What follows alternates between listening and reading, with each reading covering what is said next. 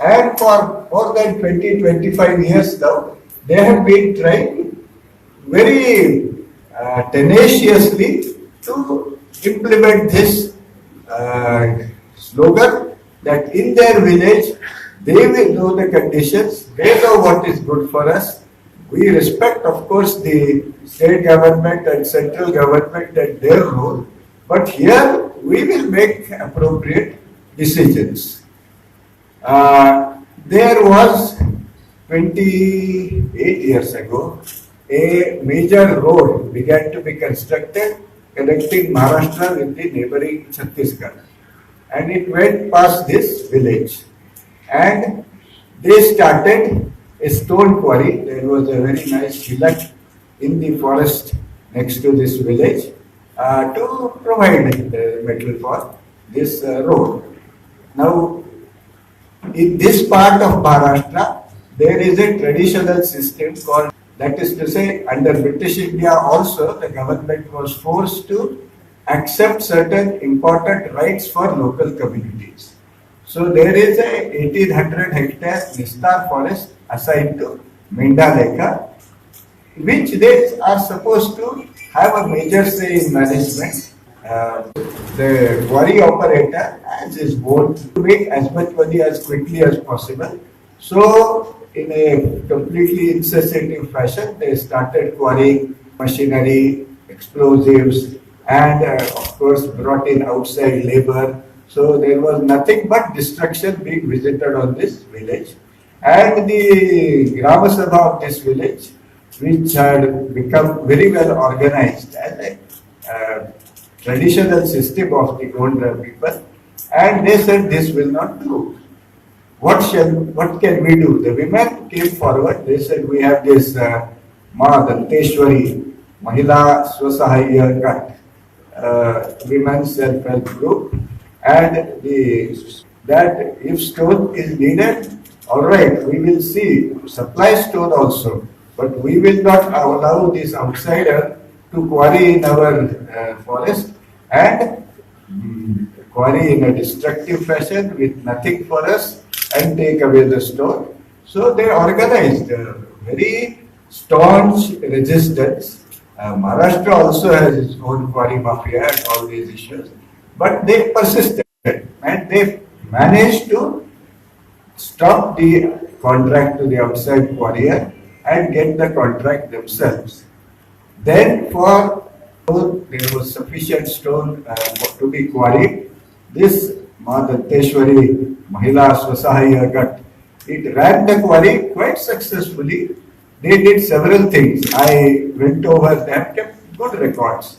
I went over their records. There is 6 monthly inspection by the Mines and Geology Department, and all the adverse remarks they could make. They were motivated to make adverse remarks because they are one of the important promoters of the quarry owners. All that they could make was this group is extracting stone too slowly. They said, what do you mean too slowly? It is the unholy hurry to extract a lot of stone very quickly, which is so destructive. We will not agree with your observation. We will continue to extract the stone slowly. And slowly in a way that does not unnecessarily destroy the surroundings, that does not unnecessarily use machinery and explosives, that creates jobs for our local people, and we will manage. And of course, stone is a non-renewable resource. It was sooner or later, it began to be exhausted in that particular area. They said, we don't want to quarry rest of the forest, we would rather keep it as it is and stop quarrying. But interestingly, they converted, in a sense, a non-renewable resource into a renewable resource. Because over the years that they got reasonable profit out of quarrying, they did not simply spend all the money. They had created a fund out of which they purchased a tractor, and that tractor is now the property of this Mahila Swasahaya Ghats, and they rent out the tractor, and they are continuing to draw our income. So they have converted this non-renewable resource into a renewable resource is the benefits. Firstly, they have done their best to safeguard the natural environment and done well in that. They have built their human resources because they have become competent to more competent than before to run a business, manage finances, all sorts of things, pay, arrange for taxes. They have managed to build up social resource in the sense that the social harmony which was getting disrupted with quarrels with this outside quarry owner, they stopped. So they have simultaneously created some man-made resource in terms of the quarried stone, but complemented it with safeguarding natural resource, building up human and social resources.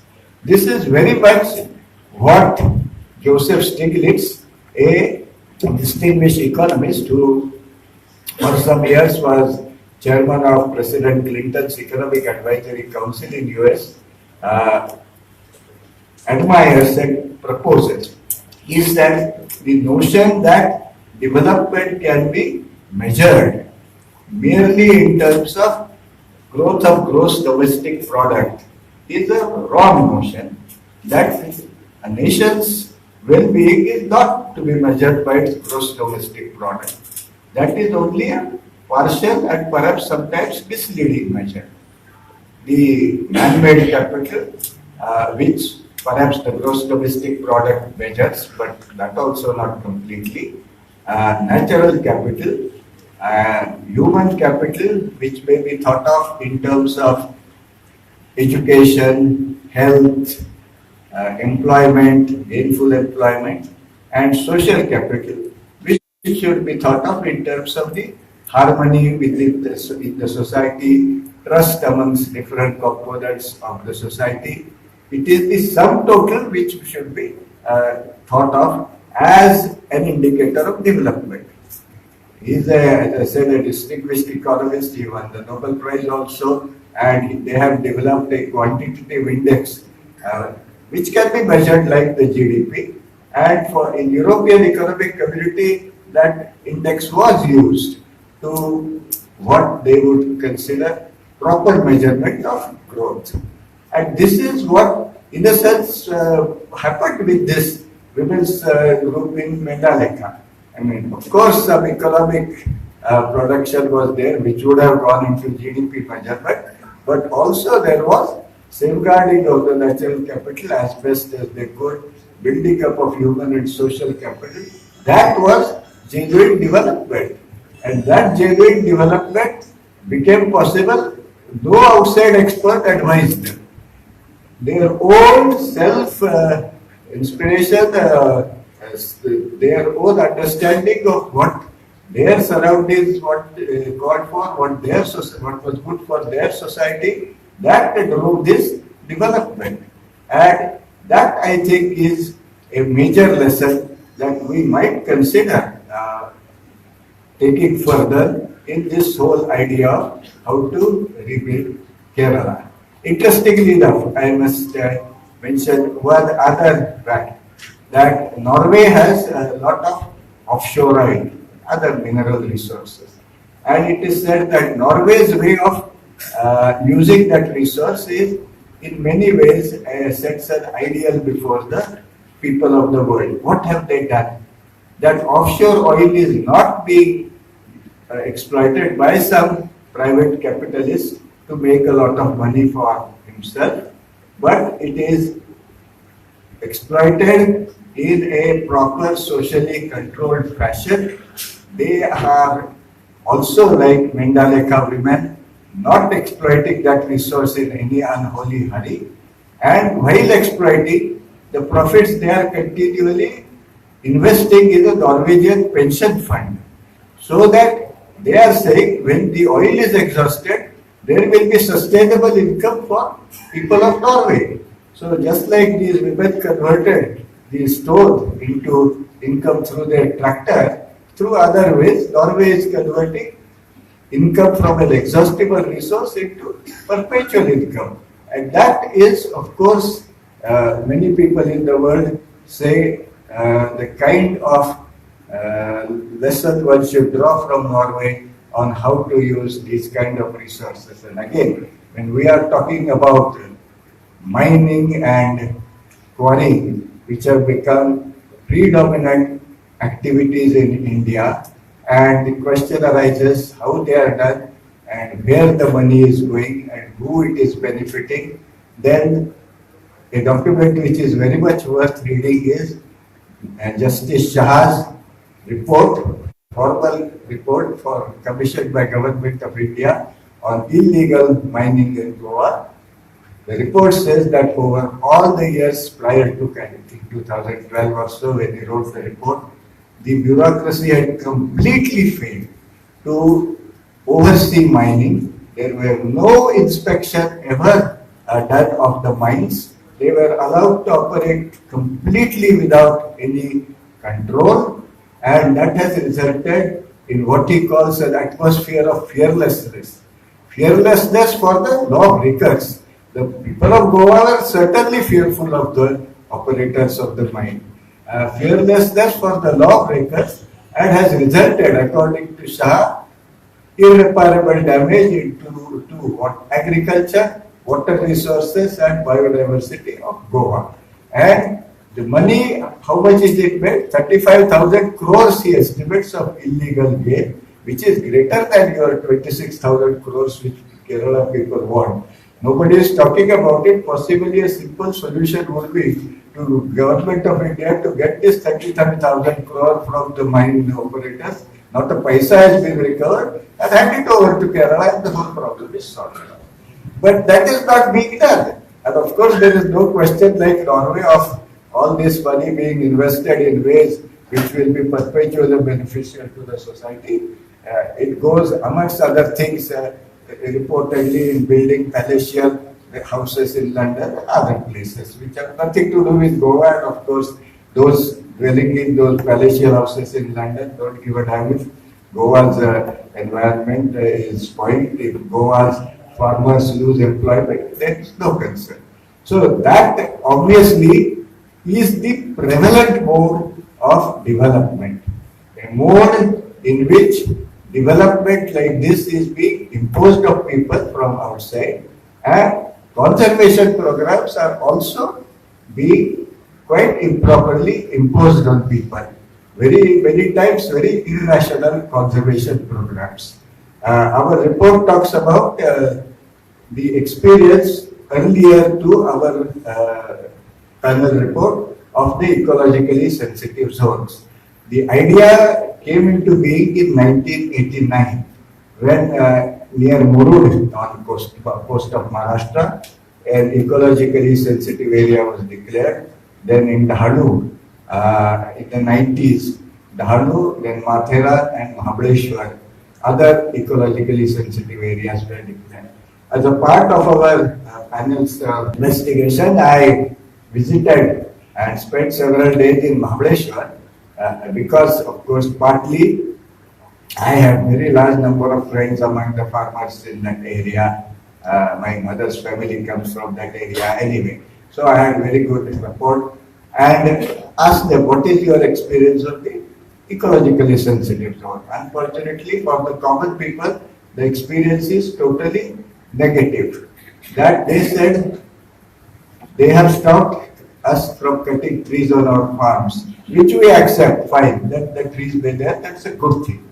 They took me to some areas where some very powerful hotel owners were building hotels and showed the merciless cutting down of trees which was being allowed to go on there. On the farm, small farmers of course cannot cut trees, but the hotel owners can cut trees as they wish. And they said, as an ecologically sensitive area, groundwater is not to be further exploited, so we are not permitted to dig wells. Except, of course, everybody continues to dig well, and all we have to do is now to give 20,000 rupees bribe per well to the concerned bureaucratic preservers of Mahabaleshwar. I said, will you give this in writing? They said, yes, we'll give it in writing. They gave us in writing a letter. We said that this is our experience of ecologically sensitive zone, and we don't want ecologically sensitive zones if this is how they are to be administered. I said, yes, of course, what you are saying is very reasonable. So our report very emphatically says that the details of the ecologically sensitive zonation and also the management regime should be finalized, not based on our suggestions. Our suggestions are based on as far as possible our ascertaining the facts and understanding of the situation, but the actual what should be done would require much more detailed, locality specific, society specific understanding, which our panel of course does not have. So we said that our recommendations should be taken as a starting point to people who should then examine them, and I was very familiar. I had the privilege also to an extent participating in the People's Planning campaign here in Kerala in I think 96 to 98 or some such years. And I said that it is in that kind of spirit. So our panel had a special meeting at KILA, this Kerala Institute of Local Administration, to learn for all of us in more detail about this Kerala's experience, including the in general decentralized governance experience and people's planning experience. And we had said that that is the model, that ours are suggestions to start with, they should now be elaborated further. Unfortunately, of course, much of what we said could not be digested by the like if you have the okay. So obviously this is something which cannot be digested by the formal system, and they wanted to make sure that it will not be accepted by the people.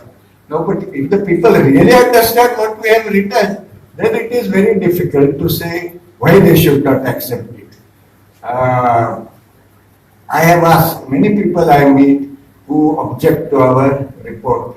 One group was there is a chemical industry complex in Maharashtra. The chairman of the industries group there came and met me, and he had brought with him two very sophisticated young men, both of them IIT IIM graduates, with copy of the report. He said, "I don't like your report one bit." I said, "Fine, but you should point out to me, I am a scientist, most important to us is that the report should have genuine, proper facts. Can you show any fact in the report which is wrong? Then of course it should be logical. Can you show any where we have made an illogical deduction? And of course, as the citizens of India, for report for citizens, show me anywhere where our report departs from constitutional provisions or provisions of laws passed by our own parliament." He said, "Well," and then they sat, and those two young assistants of him poured over the report many times over. I saw in many places there yellow highlights on my report. After about 12 minutes, they said, "No, sir, we can't say any facts are wrong, any logic is faulty, anything is against our laws, but we don't like the report." All right. So you don't like the report. And here also in debates, that's what people say. So they don't say we don't like the report, they say it is impractical. Now, impractical means what? Is only thing practical is to flout our laws, is to crush our democracy and carry on a lawless regime against the wishes of people? Is that the only practical thing? Then I want to live in an impractical world. At least I will preach that people think of an impractical world. We want a law-abiding society. We are a democratic society. We should abide by all this. And if you cannot show anything that is wrong, but can only say it is impractical, and cannot point out exactly what is impractical, then I simply say, well, your criticism doesn't make any sense to me. And to this date, nobody has shown me anything beyond saying it is impractical. So I personally am quite confident, my conscience is clear that our report is the right kind of path that is needed for us, I mean, everywhere. And Kerala fortunately happens to be a state which has possibility of taking this path of creating a lawful, a democratic, a knowledge-respecting society further in India than any other state because of Kerala's strong democracy, Kerala's high literacy, and its experience of taking science to people. There are many, many positive assets in Kerala. And also, fortunately for me, of course, I have friends amongst politicians. In no other state I have friends among politicians, but I have friends among politicians here, and from various parties also. So there is some broad agreement amongst, even amongst practitioners of politics, that this report has some sense and this is a positive approach. And this is what I would plead, that when you think of rebuilding, you must think of positive alternatives, but which will not be unnecessarily environmentally destructive, which will be democratic alternatives, which would actually genuinely respect science and scientific practice, and then allow us to go forward. And this is possible. I gave just one example from these women and their cooperative quarrying. I had a talk in Kerala. In many places, people are very unhappy about stone quarries. So one such is Malappuram district, and then I in Malappuram requested members of Kutumbashri program for a discussion with me. I had earlier also seen many good initiatives of Kutumbashri, and this afternoon I have had a very good fish meal in one of the Kutumbashri restaurants here. And so I said, why don't you consider this? And I explained to them my whole experience with this women's group in Maharashtra, how they ran the quarry. They said, yes, we will run the quarry, but we need to be given some guarantee that we will have protection from the mafia. So that is what we should put our effort into protecting such progressive possibilities in this society from elements who would not want them to prosper. That is the major investment needed. Yes, money is needed, fine, but what you really need is to turn to a system where you will stop imposing so-called development decisions on people from above, where you will stop disrespecting their rights as citizens and the powers granted their local institutions, and you will also stop disrespecting science.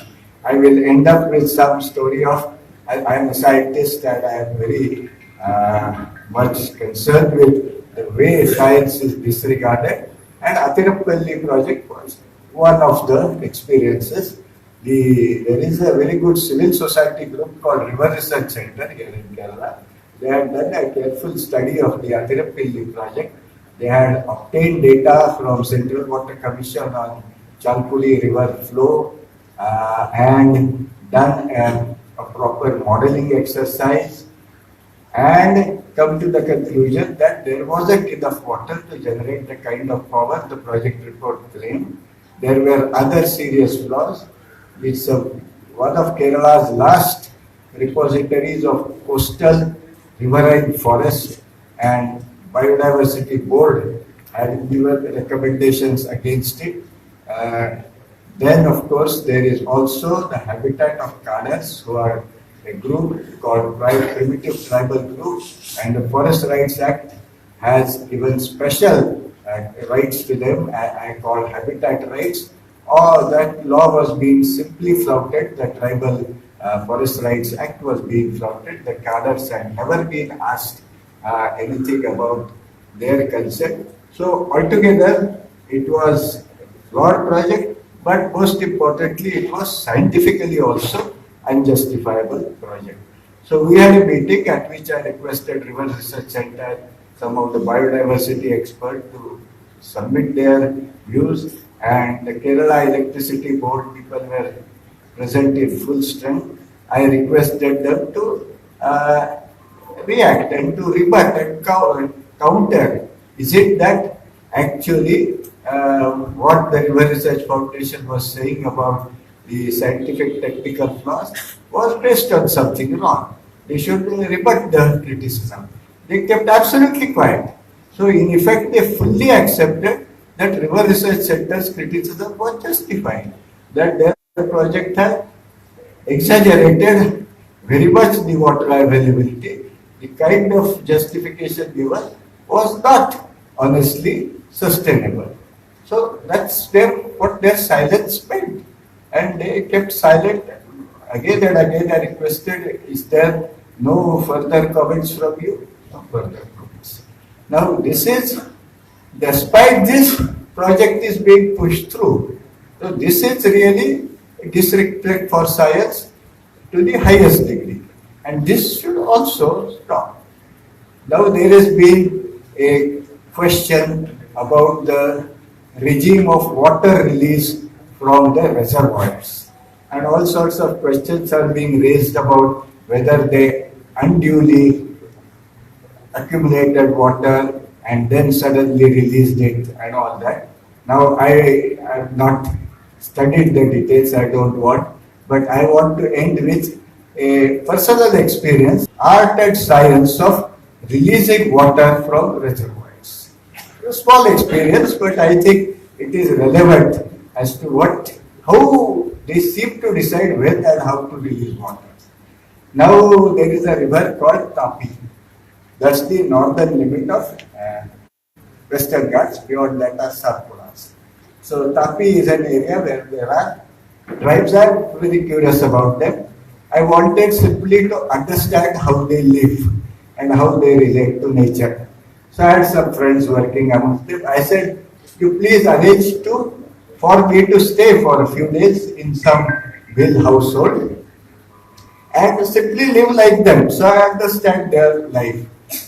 Eat what they eat and sleep where they sleep and talk to them. Okay, they said there is this gentleman, his wife has died and his children have made separate house, so he is all alone. Very nice man. He will be your host, you stay with him. Fine. So I stayed with him and we had very good discussions. And I ate what he ate. And for 2.5 days, I ate nothing other than what he ate, which was millet bread, onion, and garlic chutney. There was nothing. Breakfast, lunch, dinner, everything. There was no other meal. That's what they eat. So I ate. He said, third day, I know it is all right. Bravely, you have been eating this, but you must be craving for something little sweet and juicy. So come. A few miles from here, we have some relatives who grow melons, watermelons, cantaloupes in Tapi River sandbed. It's a nice melon fields, and this is the time the melons are ripe, and you will be able to eat to your heart content very fresh melons. Fine. So we walked there, and I thoroughly enjoyed eating those. I don't know what the names are here, tarboos and kharboos, we call them anyway, melons of various sorts. It was wonderful. And then they were discussing amongst them. Had the engineer come to collect his hafta is his annual bribe. So I said, what is this engineer coming to collect his annual bribe from you farmers who are growing melon here in the river bank? They said, don't you know, there is a barrage upstream of here and they can release water when they want. Now they find out when the melons are ripe, and then one of their engineer comes and says, that today you pay per family whatever he decides, 150 rupees. Otherwise, tomorrow we will let release from the dam lot of water and all your melon will be grown. So better give me this bribe. They said, we come up every year. That's an annual ritual. So this is one special instance maybe of art and science of how you release water from a reservoir and how you arrive at the decisions. I don't know what other engineers do elsewhere, but I thought this was an illustration which could be relevant in this context also. So I thought I will share it with you and close here. I will be happy for any further interaction. Thank you so much.